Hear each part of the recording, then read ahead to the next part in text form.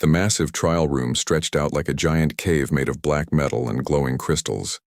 The ceiling disappeared into darkness high above, while bright lights focused on the center where a single chair sat alone.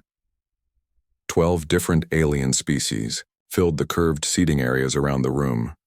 Their voices created a strange symphony of clicks, whistles, roars, and electronic beeps as they talked among themselves. In the center chair sat a human girl who looked impossibly small compared to everything around her. Hana was 22 years old, with short black hair that fell just past her shoulders. Her dark brown eyes stared straight ahead at nothing in particular. She wore gray prison clothes that were too big for her thin body, making her look even younger than she was. Her hands rested calmly in her lap, and she had not moved or spoken for over an hour. The aliens kept staring at her and whispering to each other. They had never seen a real human before. Most of them only knew stories about the dangerous death world called Earth, where creatures lived in conditions that would kill most other life forms. The stories said humans were savage and violent, but the girl in the chair looked quiet and harmless. She had been their prisoner for 3 months and had not said a single word to anyone. High above them all sat the chief judge on a platform that made him look like a giant. The judge belonged to a species called the Thrakari, and he was 12 feet tall with purple skin that shimmered under the lights. His 6 arms each ended in hands with too many fingers, and his face had 4 yellow eyes arranged in a diamond pattern. When he spoke, his voice boomed through the room like thunder during a storm behind. The judge stood 6 more alien officials. Each one represented a different part of the Galactic Council.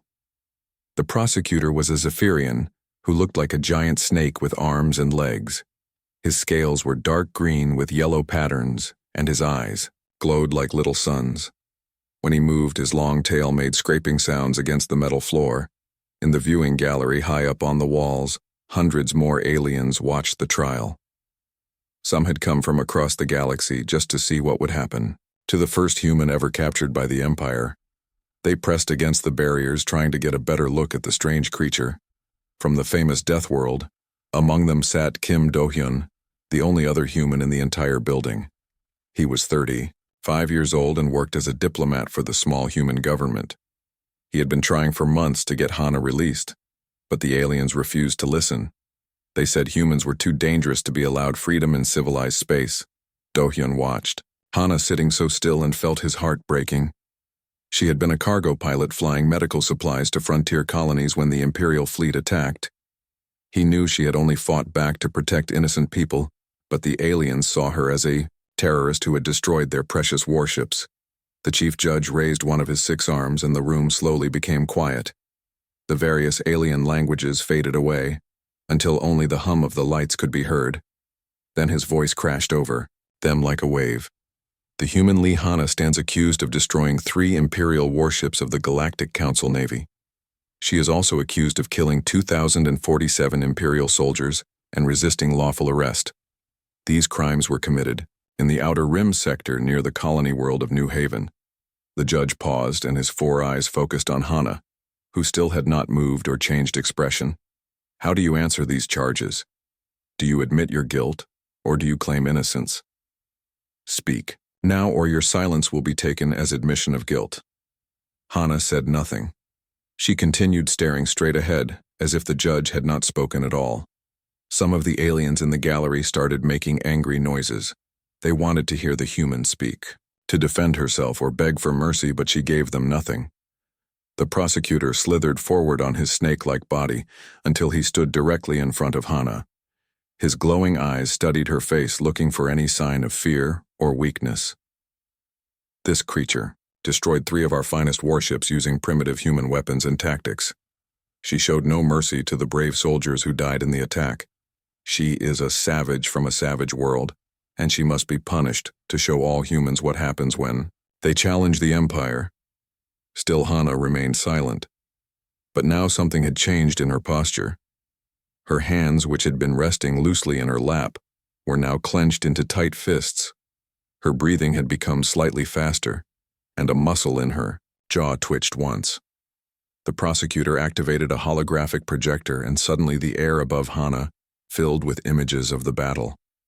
The aliens gasped as they watched recordings of the three massive warships exploding in brilliant flashes of light. The ships had been over a mile long, each one carrying thousands of soldiers and enough firepower to destroy a planet. Yet somehow this small human girl had defeated all three of them in less than an hour. The first ship was destroyed when the human rammed her tiny cargo vessel directly into the engine core. The prosecutor explained. The explosion killed 800 soldiers instantly. The second ship was destroyed when she used their own weapons against them, turning their missile batteries on each other. 700 more died in that attack. The images showed Hana pilot skills as she flew her small ship between the giant warships like a tiny bird dodging enormous predators. Her cargo vessel was not built for combat, but she used it like a weapon, striking at weak points and disappearing before return fire could hit her. The third ship tried to retreat, but the human pursued them. The prosecutor continued. She used mines from her cargo hold to create a trap that tore the ship apart. 547 more soldiers died when that ship exploded. Do-hyun wanted to stand up and shout the truth that Hana had been protecting a peaceful colony from slavers. But he knew the aliens would not listen. They had already decided. She was guilty and this trial was just for show. The prosecutor showed more evidence, including recordings from inside the Imperial ships. The alien soldiers could be heard screaming in terror as their mighty warships were destroyed by a single human in a cargo vessel. Some of them called her a demon or a monster in their final moments. Throughout all of this, Hana sat perfectly still. Her face showed no emotion as she watched recordings of her own battle. But her fists were clenched so tightly, now that her knuckles had turned white. The judge spoke again. When these attacks occurred, you were ordered to surrender and submit to imperial justice. Instead, you chose to fight against overwhelming odds. Why did you make this choice? For a moment, it seemed like Hana might finally speak. Her lips parted slightly and she took a deeper breath, but then she closed her mouth and returned to her silence. The aliens in the gallery started making more noise. Some called for her immediate execution, while others wanted her sent to prison for life. A few seemed curious about why she would not defend herself, but most just saw her as a dangerous animal that needed to be put down. As the noise grew louder, Hana finally moved for the first time in hours. She turned her head slowly to look up at the viewing gallery. Her dark eyes found Do-hyun sitting among all the aliens, and for just a moment, a small, sad smile crossed her face. Then she turned back to face the judge, and her expression became blank again. But now everyone in the room could feel that something had changed. The quiet human girl was no longer just sitting there waiting for judgment. She was getting ready for something. The silence shattered as Vorthak launched himself forward with a roar that shook dust from the ancient stone walls. His massive body moved with surprising speed for something so large, covering the distance to Hana in 3 enormous strides. His right fist swung through the air where her head had been just a moment before, but struck only empty space.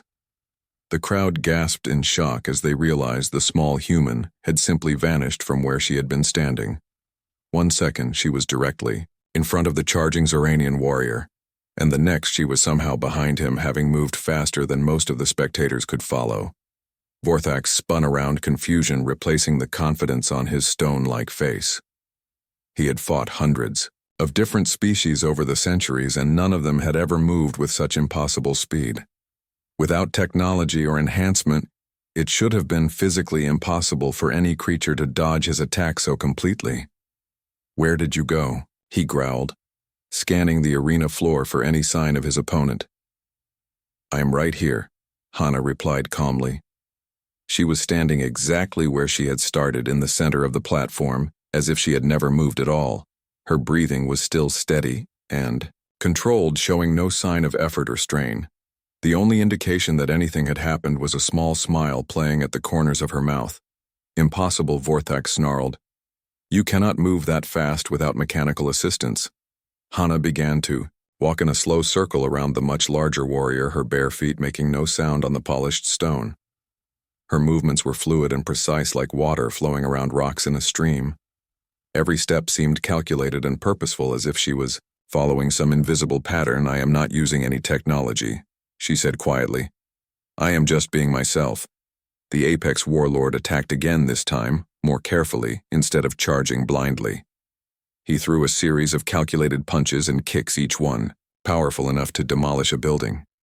His fighting style was a masterpiece of Zoranian martial arts refined over 3 centuries of constant warfare. But every attack found only empty air. Hana flowed around his strikes like smoke, seeming to anticipate where each blow would land before he even threw it. She never seemed hurried or desperate in her movements, just always. Somehow not quite where his fists expected her to be.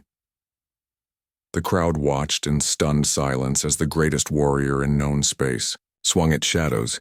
His massive arms cut through the air with tremendous force, but the small human girl danced just out of reach, making his power useless. "Fight me properly."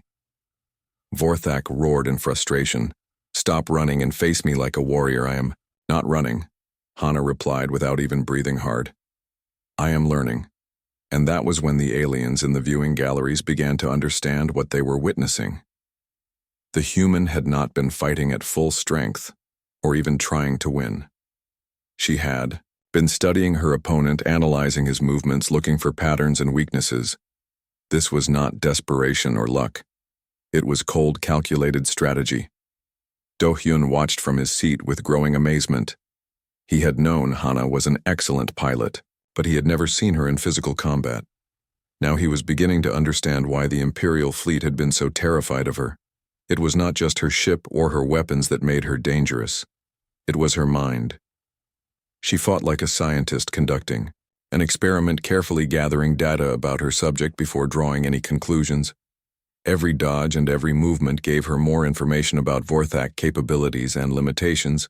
In the preparation chamber, recordings had shown Vorthak practicing the same combat forms he had used for centuries.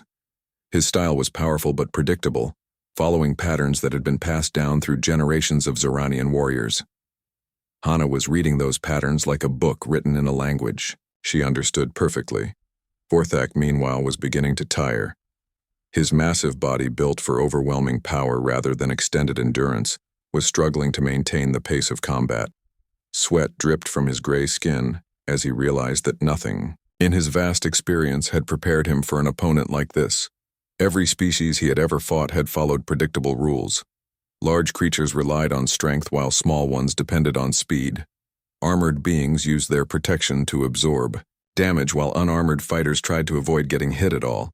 But the human girl seemed to break every rule he knew about combat. She was small but not weak, fast but not frantic, unarmored but seemingly untouchable. Her style of fighting was unlike anything in his extensive knowledge of galactic martial arts. It was as if she came from a completely different universe where the laws of physics worked differently. "What are you?" he gasped between attacks, his breathing becoming labored. Hana stopped moving and faced him directly for the first time since the fight had begun. The playful smile faded from her face and was replaced by something much more serious. Her dark eyes seemed to look right through him, as if she could see his very soul. "I am from Earth," she said simply, "and you have no idea what that really means."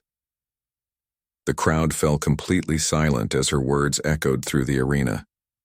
Even the betting and side conversation stopped as every being present focused on what she was saying. "Most of you think Deathworld just means dangerous." She continued, her voice carrying clearly to every corner of the vast space. "You think it means we have big predators or poisonous plants or bad weather. But you do not understand what it really means to evolve on a world that tries to kill you every single day." Vorthak took a step backward despite himself.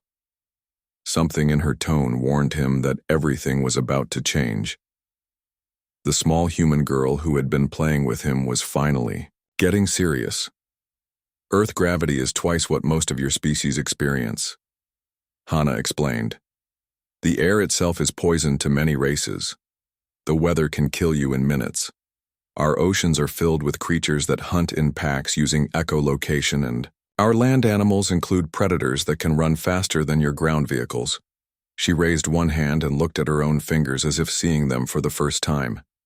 "Every plant, every animal, every microorganism on my world evolved to survive in conditions that would destroy most of the galaxy. We did not just survive those conditions, we thrived in them. The aliens in the viewing galleries began to shift uncomfortably as the implications of her words sank in. They had always known Earth was classified as a death world, but they had never really considered what that meant for the creatures that lived there. Our bones are denser than yours because they have to be to survive in high gravity. Hana continued. Our muscles are stronger because weak muscles mean death on Earth. Our reflexes are faster because slow reflexes mean becoming something lunch. Our healing is better because on Earth, if you cannot recover quickly from injuries, you do not live long enough to reproduce. Vorthak felt cold dread creeping up his spine as he finally understood what he was facing. This was not just another warrior from another species. This was an apex predator from a world so dangerous that it bred apex predators as its weakest inhabitants. We keep fighting even when we should be dead, because on Earth giving up means dying, she said. And now there was steel in her voice. We do not know how to surrender because surrender is not a concept that exists in nature on our world. You either win or you become food for something stronger. The apex warlord who had conquered 17 worlds and defeated every challenge to his supremacy found himself taking another step backward.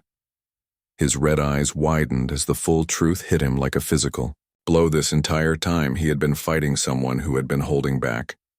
The human girl had not been trying to defeat him. She had been studying him like a scientist examines an interesting specimen. And now that her research was complete, she was ready to show him what a real Deathworlder could do. I was not fighting you before, Hana said softly but clearly. I was just getting warmed up.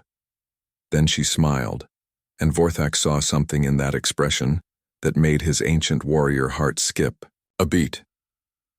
It was the smile of a predator that had finally decided to stop playing with its prey. The combat arena lay deep beneath the courthouse carved from solid black rock that had been mined from the core of an ancient dead planet. The circular fighting space was 200 feet across with walls that rose 50 feet high before reaching the viewing galleries where thousands of aliens were now gathering to watch the spectacle. Ancient lighting systems built into the rock walls came to life, casting harsh white light across the arena floor. The surface was smooth and polished from centuries of use, and dark stains marked places where the blood of countless warriors had been spilled in battles long forgotten. In the center of the arena floor stood a small platform with 2 doorways on opposite sides. Each doorway led to preparation, chambers where fighters could ready themselves for combat. Above the platform hung a massive gong made from crystallized starlight that would ring to signal the beginning and end of each battle. The viewing galleries filled rapidly as news of the combat spread throughout the building. Aliens pushed and shoved for the best viewing positions while vendors moved through the crowd selling food and drinks. Many of the spectators had never seen a human before, and they pointed and whispered as they waited for the fighters to appear. In the highest gallery reserved for important officials sat the chief judge and his advisors. They had an excellent view of the entire arena and recording devices that would preserve every moment of the coming battle for historical records. The prosecutor coiled his snake-like body nervously as he watched the preparations below. Do-hyun had managed to get a seat in the lower galleries closer to the action. His diplomatic status gave him some privileges, but his hands shook as he gripped the metal railing. The other spectators around him were making bets on how long Hana would survive against Vorthak. Most predicted she would last less than 1 minute. Deep beneath the arena in the preparation chambers, Hana sat alone on a simple metal bench. The room was small and bare with only basic facilities for washing and a rack of simple combat clothing. She had changed from her prison uniform into black pants and a sleeveless shirt that allowed for easy movement. Her new clothes revealed things about her body that the loose prison uniform had hidden. Her arms and shoulders showed lean muscle definition that spoke of years of physical training. Scars on her hands and forearms told stories of past battles and hard work. Her posture as she sat waiting was relaxed but alert. Like a cat preparing to pounce, a guard came to check on her and was surprised to find her sitting calmly with her eyes closed. She looked like she was meditating or perhaps sleeping. But when he spoke, her eyes snapped open immediately. "Are you ready, human?" The guard asked in broken galactic standard. Hana nodded and stood up smoothly. Her movements were fluid and controlled, showing none of the stiffness that would be expected. After months of confinement, she walked to the door that led to the arena. and waited for the signal to enter, on the other side of the arena. Vorthak was also preparing for battle, but his routine was very different. He stood before a full-length mirror, studying his own reflection and flexing his massive muscles. His gray skin rippled with power as he moved through a series of combat exercises that had been passed down through generations of Zoranian warriors. His species had evolved on a world, with gravity 3 times stronger than most planets, which had given them incredible physical strength and durability. Vorthak himself was considered exceptional, even among his own people. Having never been defeated in combat, he had earned the title of Apex Warlord, the highest honor a Zoranian could achieve. As he prepared, Vorthak thought about his opponent. He had studied recordings of the space battle where Hana had destroyed the 3 Imperial warships. Her piloting skills were impressive, but space combat was very different from hand-to-hand fighting. In the arena, there would be no ships or weapons to hide behind, just raw physical confrontation. The human girl was small and appeared weak compared to his massive frame. He estimated she weighed less than 1/3 of his own body mass, and her reach would be pathetically short compared to his long arms. Yet something about her had caught his attention during the trial. The way she had studied each witness so carefully suggested a tactical mind that should not be underestimated. A chime sounded throughout the arena complex, indicating that the combat would begin in 5 minutes. Spectators fell silent as anticipation built to a fever pitch. Recording devices focused on the 2 doorways where the fighters would emerge. In the highest gallery, an elderly crystalline judge who served as the official combat referee began to recite the ancient rules that would govern the battle. The words were spoken in Old Galactic, a language that predated the current empire by thousands of years. The trial by combat will be fought according to the laws established by our ancestors. Both fighters enter the arena without weapons, armor, or technological assistance. Victory is achieved through death or surrender of the opponent. No outside interference will be tolerated, and the judgment of combat is final and binding, as the referee spoke. Hana emerged from her preparation chamber and walked toward the center of the arena. The crowd noise died completely as they got their first clear look at the human fighter. She appeared even smaller in the vast space of the arena, and many spectators wondered how she had managed to destroy 3 warships. Her bare feet made no sound on the polished stone floor, and her expression remained calm and focused. She stopped at the edge of the central platform and waited, looking across the arena toward the doorway where her opponent would appear. Moments later, Vorthak emerged, and the crowd roared with approval. The Apex Warlord was a magnificent sight as he strode across the arena floor. Each step made the ground tremble slightly under his enormous weight. His red eyes glowed in the harsh lighting, and his gray skin seemed to absorb the light, making him look even more intimidating. When he reached the central platform, he stopped and looked down at Hana, who barely came up to the middle of his chest. The size difference between them was so extreme that some spectators began to laugh, thinking the combat would be over in seconds.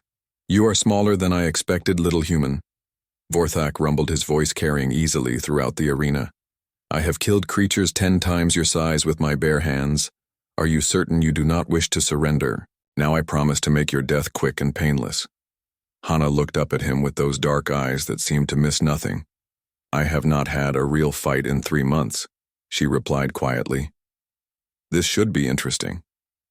Her calm response sent a ripple of surprise through the crowd.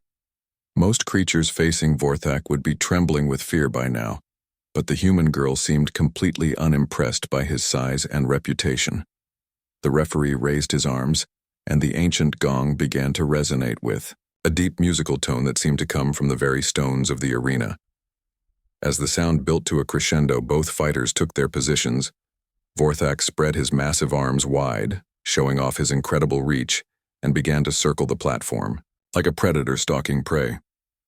His movements were surprisingly graceful for such a large creature, and his footwork showed the skill of a master warrior.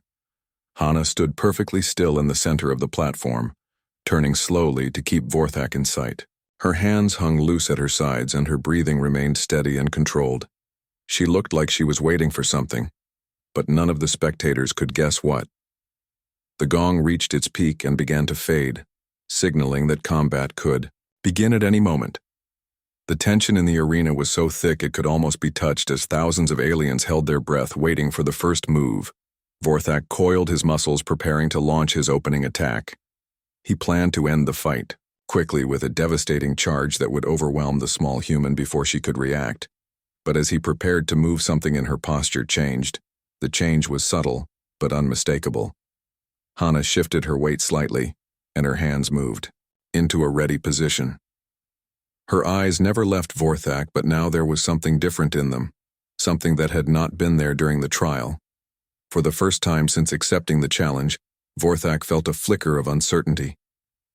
The human girl no longer looked like a victim waiting to be slaughtered. She looked like a warrior preparing for battle. The gong fell silent, and combat began. Hana lifted her right foot and placed it forward in what looked like the most ordinary step anyone had ever taken. It was just a young woman moving one foot in front of the other, the kind of movement that billions of creatures made every day without thinking. But when her foot touched the arena floor, something extraordinary happened. The sound was like thunder breaking directly overhead, a deep, booming crack that seemed to come from the very heart of the ancient stone. The polished black rock that had withstood centuries of combat and remained unmarked by the strongest warriors in the galaxy, suddenly split under the pressure of one human foot cracks spread out from the impact point, in a perfect spiderweb pattern, racing across the arena floor with sounds like breaking glass. Each crack was several inches wide and seemed to go deep into the bedrock beneath. The entire arena shook as if hit by an earthquake, and dust rained down from the ceiling high above. Every sound in the viewing galleries stopped instantly. Thousands of aliens who had been talking, betting, and arguing fell into complete silence. Their various eyes and sensory organs focused on the damaged floor in total disbelief. What they were seeing was impossible, according to everything they knew about physics and biology.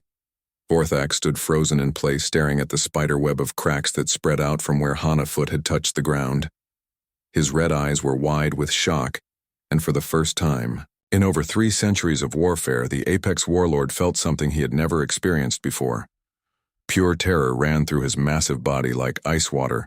A human foot had just accomplished what his full strength and centuries of training could not do.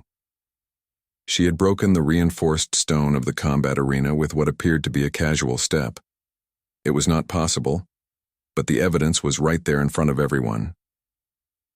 "That was me holding back," Hana said in a conversational tone, as if she had not just shattered supposedly unbreakable stone with her bare foot. "On Earth, I would have to be much more careful, or I would break through the ground completely." She took another step, and this time Vorthak actually stumbled backward in fear. The second impact created even more cracks, deeper and wider than the first. The sound echoed through the arena like the roar of some ancient monster awakening from sleep. "Do you understand now what it means to live on a death world?" she asked, while taking a third step that sent tremors through the entire building. "Some of you have gravity that is half what we experience at home. Your muscles developed in that easy environment, while ours had to grow strong enough to move in conditions that would crush most of you." The aliens in the viewing galleries began to panic as they realized what they were witnessing.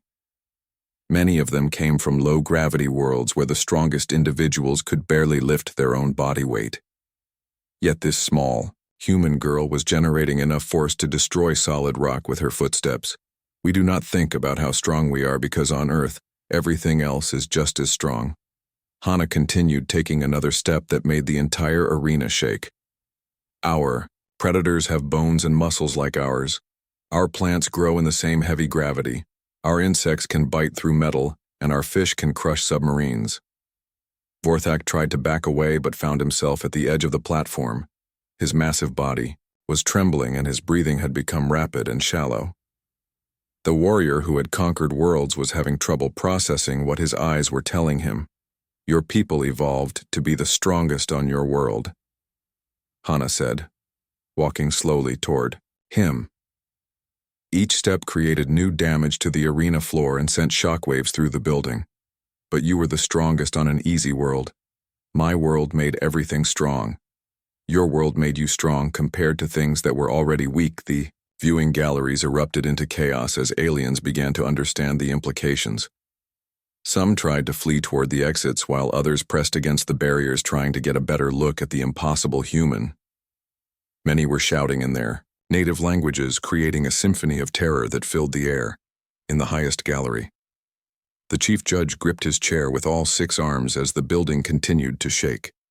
His purple skin had turned pale, and his 4 eyes were fixed on Hana.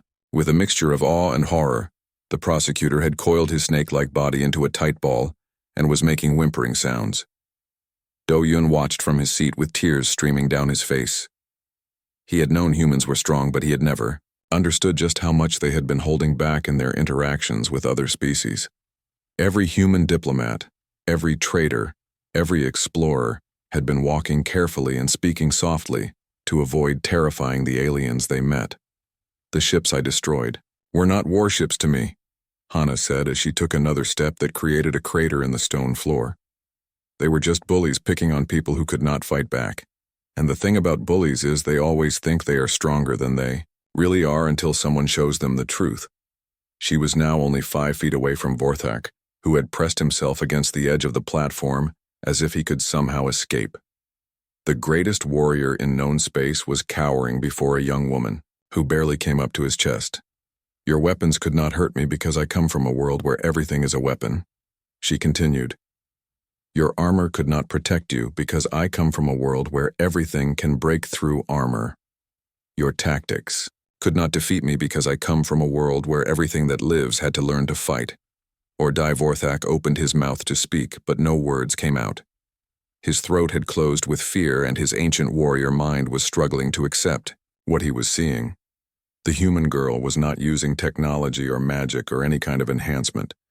She was simply showing him what her species was really capable of, on Earth. "We have a saying," Hana said, stopping just in front of the terrified warrior. "The only thing necessary for evil to triumph is for good people to do nothing. Well, I am a good person, and I am tired of doing nothing." She raised her foot for what everyone knew would be the final step, the one that would end the combat and probably collapse the entire arena.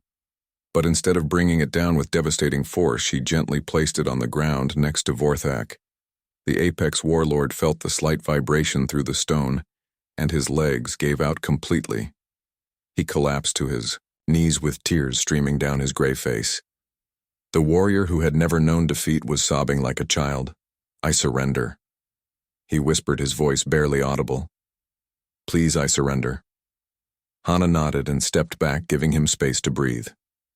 The combat was over, and according to the ancient laws, she was free to go. All charges against her were dismissed, and she could return to Earth whenever she chose.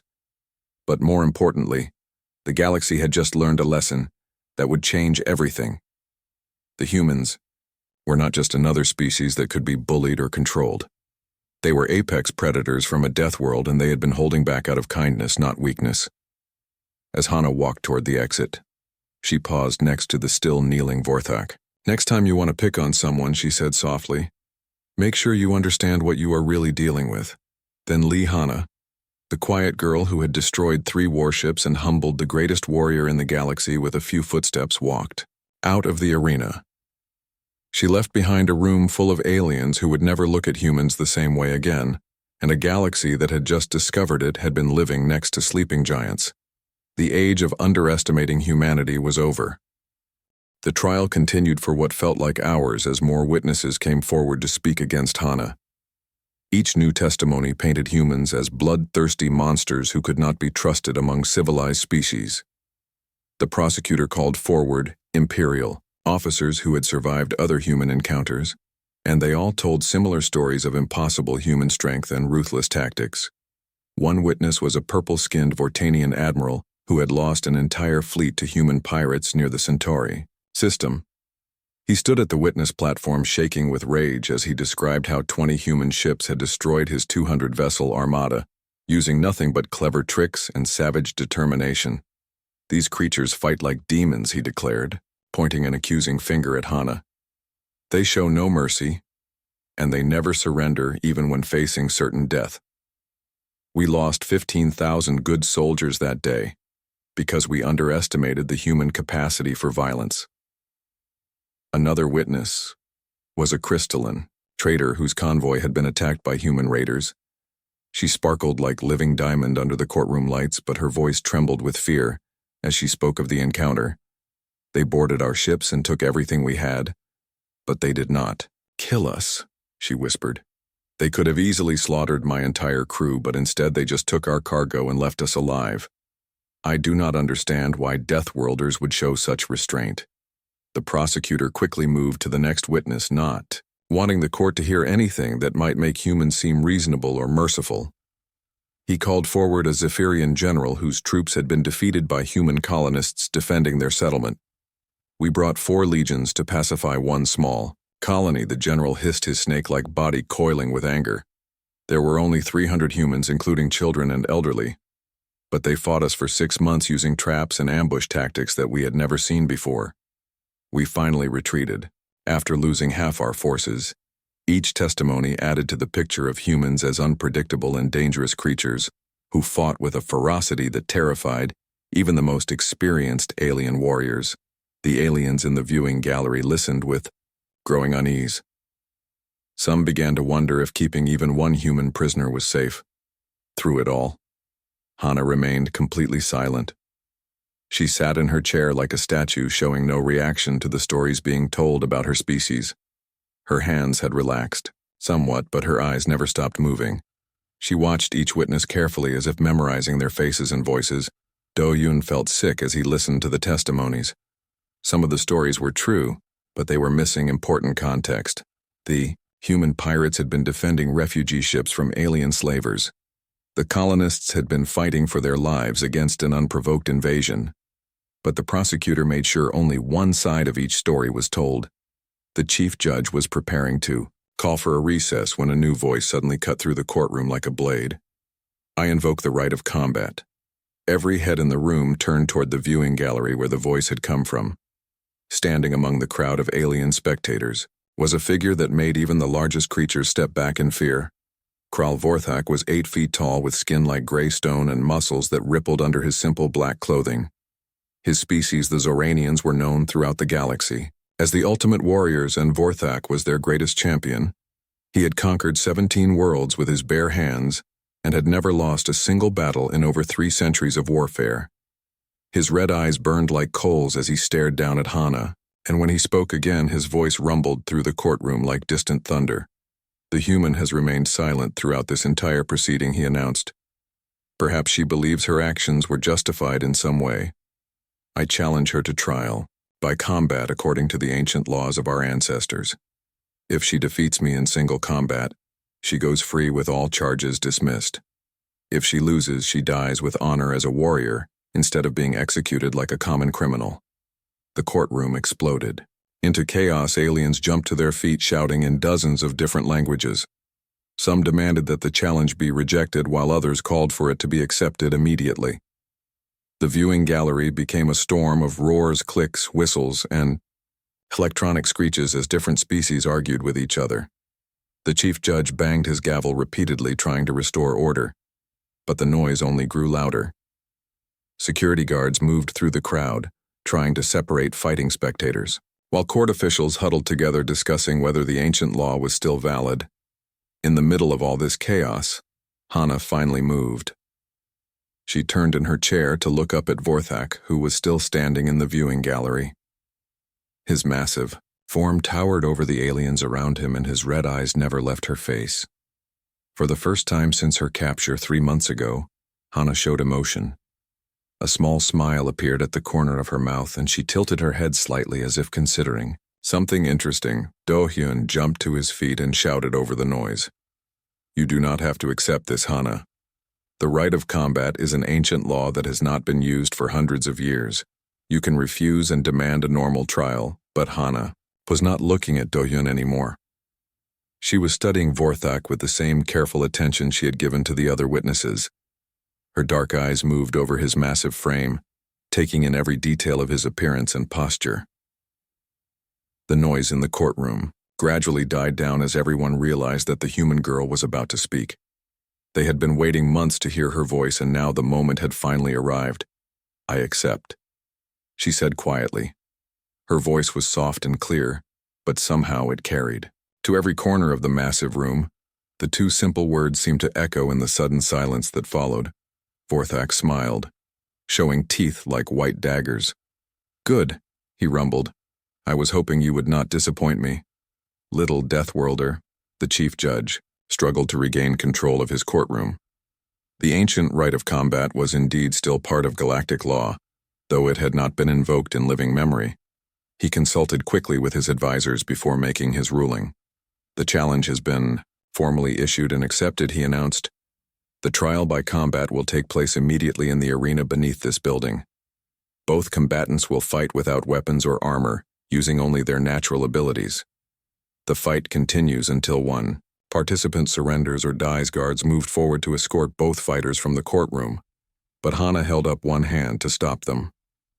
She slowly stood from her chair for the first time since the trial began and stretched her arms above her head, like someone waking up from a long nap. As she walked past Vorthak on her way to the exit, she paused and looked up at the towering warrior. "Thank you," she said softly. "I was getting very tired of sitting still." Vorthak laughed, a sound like rocks grinding. "Together, you may not be thanking me in a few minutes." Little human Hana just smiled and continued walking toward the arena. But as she passed through the doorway, something had changed in her posture. She no longer looked like a defeated prisoner being led to execution. She looked like a predator who had finally been set free. The viewing gallery began to empty as thousands of aliens rushed toward the arena to watch the coming battle. None of them had ever seen a human fight before, and they were curious to see how long the small girl would last against the greatest warrior in the galaxy. Only Do-hyun remained in his seat, watching through the doorway where Hana had disappeared. He had a terrible feeling that the aliens were about to learn something about humans that they were not prepared for. And in the depths of the building, an ancient arena that had not been used for centuries began to hum with power as automated systems prepared for combat.